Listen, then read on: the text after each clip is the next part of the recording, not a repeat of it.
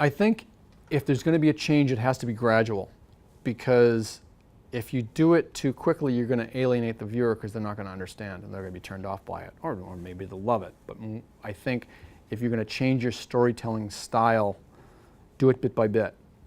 Ease them into it. I can remember when I worked in local news in Providence, Rhode Island, they tried something at the time was radical. They moved the anchors away from the desk. They had them walking around. And they did stuff, which we do commonplace now in stories, a lot of walking, moving around, explaining, that kind of stuff.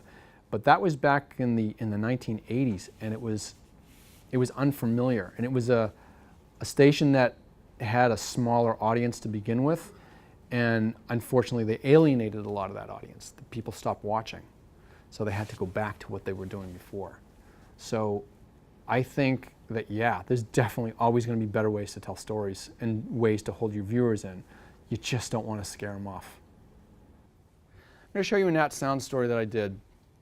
I was sent, and I believe it was 2011, to cover the tornado in Joplin. It was probably at least a half a mile wide.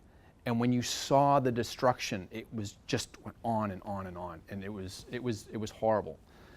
And I was driving, and I happened to see this guy carrying what it looked like this big plywood sign, and I couldn't tell what it was. And I said, I've got to get a shot of that at the very least, see what it is. I just grabbed my camera and I ran back, and the sign was placed right in front of at a corner.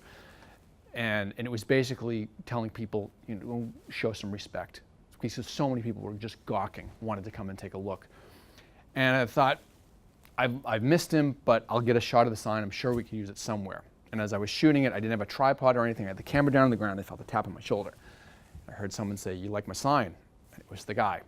And so I shot an interview with him. I don't think the interview was 2.5 minutes long. And I got an interview with someone else.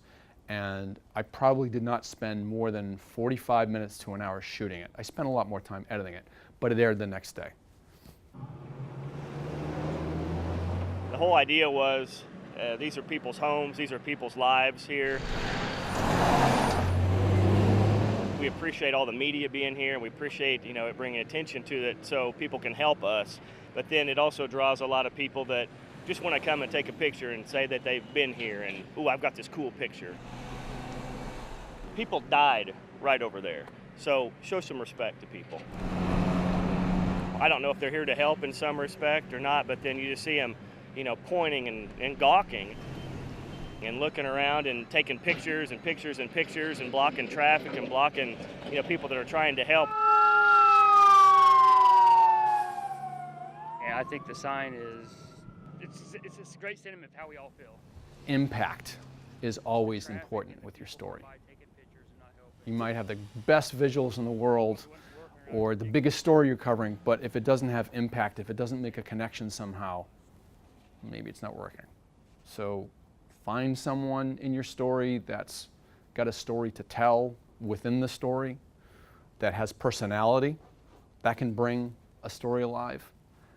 And then go out and find those visuals to support it, and find those little elements, those little Nat Sound things, pepper the story, bring it alive.